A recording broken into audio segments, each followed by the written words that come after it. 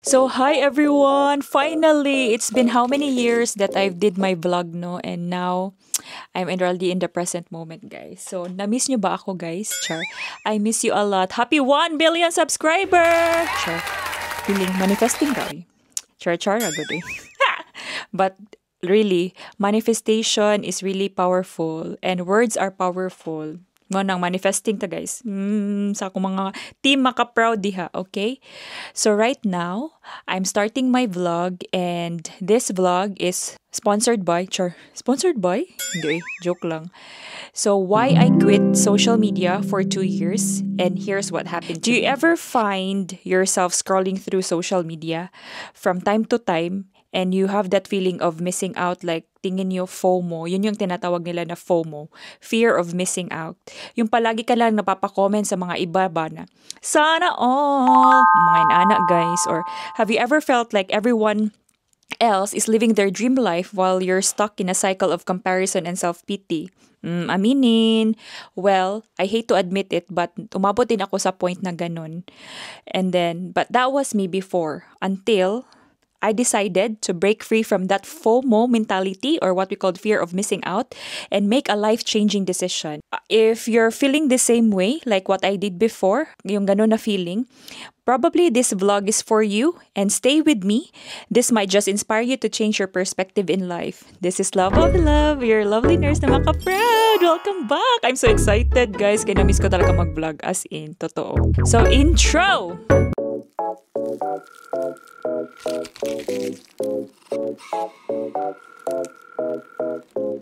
2023 was really for me a challenging year for me because feeling ko yung time na yon, I have this thinking na 3 years na ako working here in UK or working as an overseas Filipino worker and then working abroad, but then parang feeling ko, wala pa din akong savings. Yung mga ganun, halos lahat ng kinikita ko, pinapadala ko lang sa Pilipinas.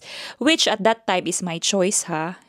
Kasi nga, breadwinner tayo and I don't have any against breadwinner. So, inana nyo na siya, no? Kay, di ba naman nasa atong culture, di ba na, ang tawag nun, utang kabubuton sa Bisaya. Ano yung sa Tagalog? Basta kayo na mag-comment na, utang kabubuton, yung parang, basta utang na loob. O, yun. Utang na loob sa Tagalog. Pasensya. Kaya hirap-hirap ng Tagalog, no? So, halos ang kinikita ko, nandun lang pinapadala ko sa Pilipinas, and my current state in the UK is not aligning to whatever I really wanted in terms of financial. Yung parang, yung mga posting ko ba, but in reality, I was still caught up in the mindset that bahalag pubri basta hilas, or gala now pulubi later. Inana gani nga mindset. But I got into a point that ayoko na nang ganun na cycle. Na parang sabi ko sa buhay ko, I really need to change my life.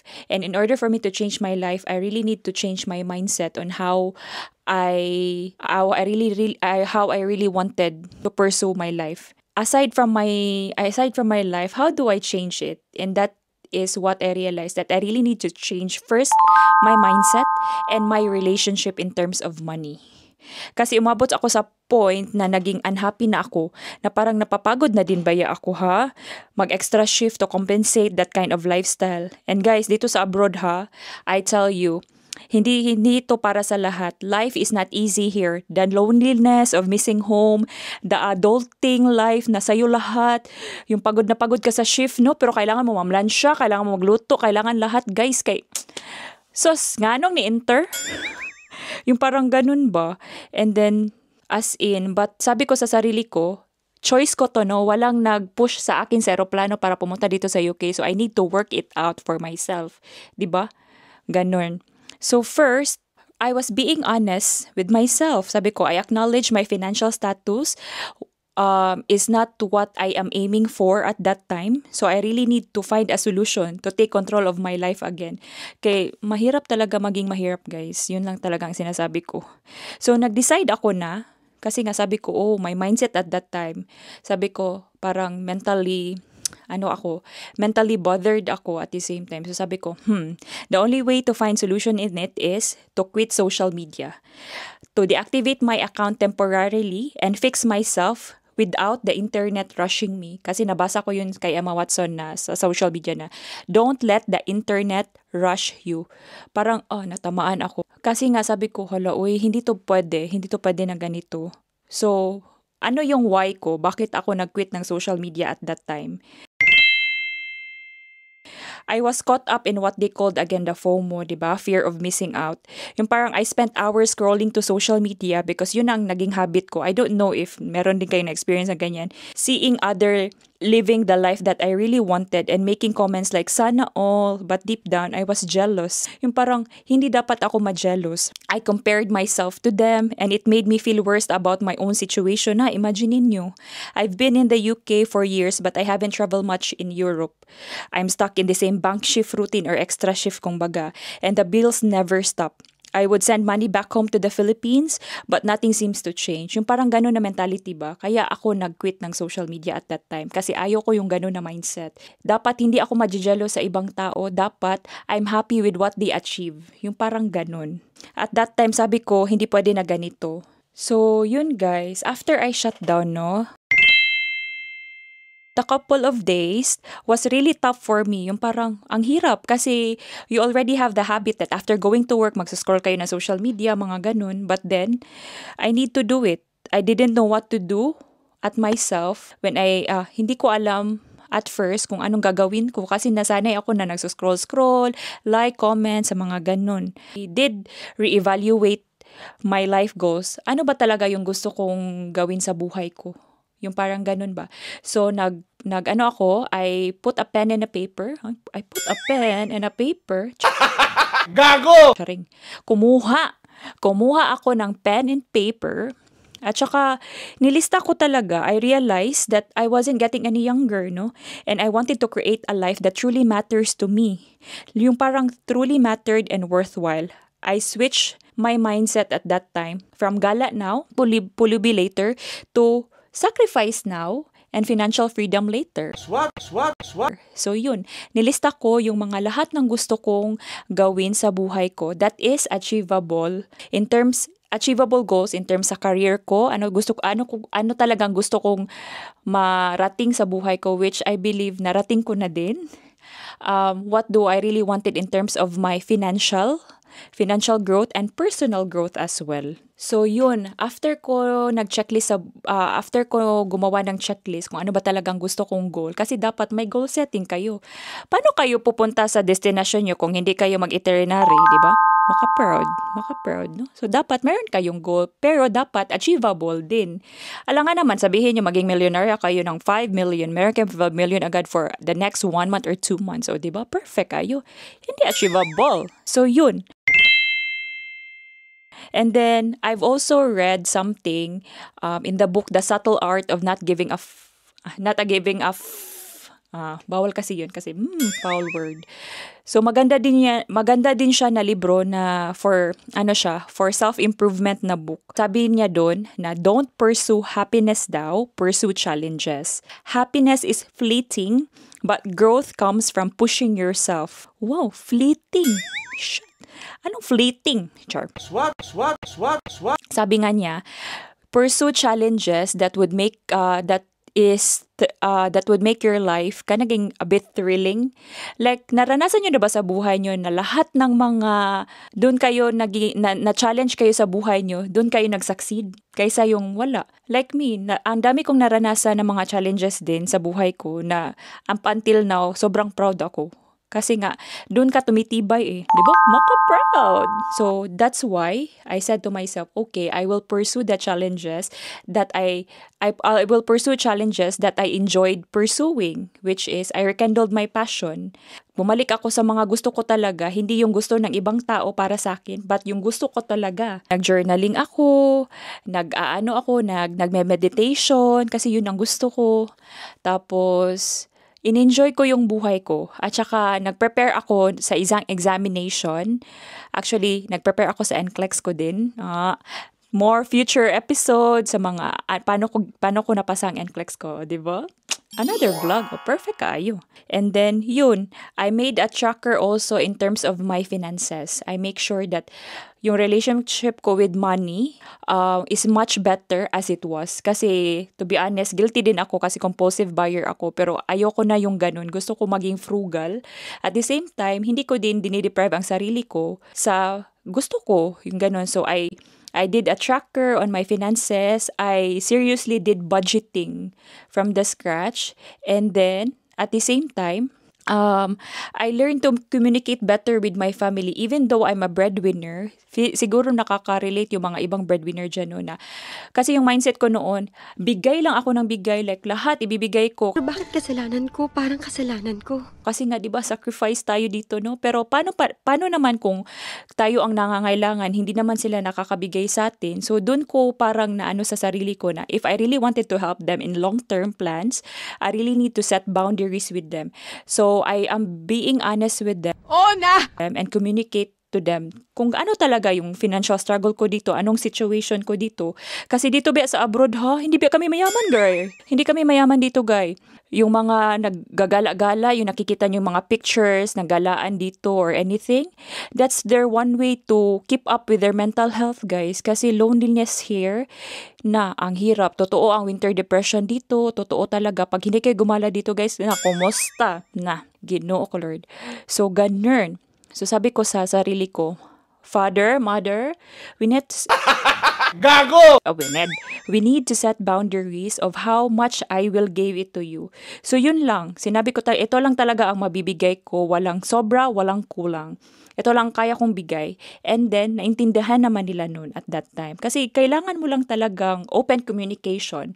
And as much as possible, kailangan din nilang malaman on your financial status here, no? Kasi hindi talaga madali maging OFW ba makaproud. After months of doing the quitting or social media detox, you know what? I regained my life back, to be honest. You know, I spent more time with my friends here in the UK and less time posting online. I rediscovered the value of real human connections.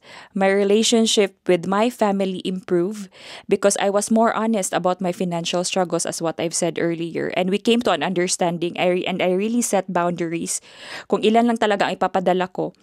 And that is what I learned in listening to the podcast of Mr. Chinkitan. As we fail to plan, we plan to fail. In sobra, when it comes to financial literacy and financial how your relationship with money will improve, makinig kayo kay Mr. Chinkitan. Simula ng journey mo from financial pain to financial freedom. At yan ang gusto ko para sa iyo. Baka naman, Mr. Chinkitan. Sure. Kita mo to, mag-guess mo ko. Wow, perfect. So the lessons that I've learned is that I was able to increase my mental clarity. Yung being disconnected to social media allowed me to focus on my thoughts without distraction. Kasi minsan, no, kapag may notification or scroll lang kayo sa social media na nasashock kayo, 2 hours na pala ako nagsuscroll, di ba? So yun, I could think more deeply, make better decisions, and regain to control my mind again. Second is, I reevaluate and had a personal growth without constant comparison to another people's life or achievement. I had more room to focus on my own development, which is really true. As in, na-focus ako kung ano ba talaga ang na-achieve ko sa buhay ko. And then, madami na din pala. Diba? Ganun. I learned new skills. I read more and I invested in my passions. Next is I rebuild relationship. I spent more quality time with my loved ones, although my family is in the Philippines, but I spent it with friends that are dear to me here, without interruptions from constant notifications in social media. My relationship becomes stronger and more meaningful. As in, ang relationship ko in terms sa my family ngayon, as in sobra, we have open communication, at saka parang barkada ko na din sila. As in, at saka hindi na ako nagsastruggle kahit breadwinner ako. Kasi alam na nila na may boundaries. Hindi pwede maging martyr, guys. Dapat may boundaries kayo, di ba? Ganun. At saka, I reduce my anxiety. through reducing the constant scrolling, it reduces also my anxiety and fear of missing out. Now, I feel calmer and less overwhelmed by external pressures. Sabi nga ni Emma Watson, do not let the internet rush you. Totoo yun. At saka realizing what truly matters to me. I shifted my focus from online approval to real-world experiences and achievements, which is totoo yun. I found fulfillment in tangible things. Tangible? Sure. Nahahawakan yun, no? Sure. Not in likes and comments. Because sometimes, no, superficial kasi yung like and comment. Minsan, yung mga ibang tao nagla-like lang dahil gusto lang nila mag-like pero hindi talaga sila sincere doon. So, ang alam ko lang na kapag yung tao may talaga deeper connection and genuine talaga sa inyo, magbibigay yun ng oras sa inyo, guys. And you know what really made me realize after that social media detox for 2 years? Time management. Naging magaling ako sa pagiging time management. Social media before used to eat my time and hours in a day. But with detox, I had more time for productive tasks. Micro task kung baga ba. Yung meron akong checklist for the day and then check ko at least four prioritizations for a day, no? And then sabi ko, wow, productive pala ito. Iba kasi yung pagiging busy. Busy is different from being productive. Diba? I regained control of my life and could focus on long-term goals. Dapat may short-term goals kayo, guys, at may long-term goals kayo. Sabi ni Chinkitan, kung short-term goals, mga achievable yan for a year, months or a year. Pag long-term, mga 3 to 5 years, dapat meron kayong ganun. At saka binabalik-balikan nyo yun. You need to have a copy of it, whether it is a writing or gusto nyo lang ilagay nyo sa notes nyo, anything, kasi yun ang parang guide nyo to keep you going in your life. Diba? Maka-proud kayo. So, you know, guys, looking back, I see how much I've grown. I passed my exam, improved my relationship with money, and made deeper connections with the people I care about. Life is about living in the present and focusing on what truly matters to you. If I could do it, so can you. Kayo pa ba? Parehas naman tayo. May dalawang tenga, isang ilong, mga ganun. Parehas lang tayo pag sure kayo. If you're feeling stuck or overwhelmed, take a step back. Baby, kalma kayo, sabi ko, gana. Pause kayo and then reevaluate your goals. Kung ano ba talagang gusto nyo sa buhay nyo. Ganon. And focus on your growth because that's what makes you going. So I hope you learned something, ha? This is Love Avi Love, your lovely nurse na Maka-Brad. As I always say, be happy and always think positively. Compliment rather than complain. Do what you can and God will do what you cannot do. Maka-Brad!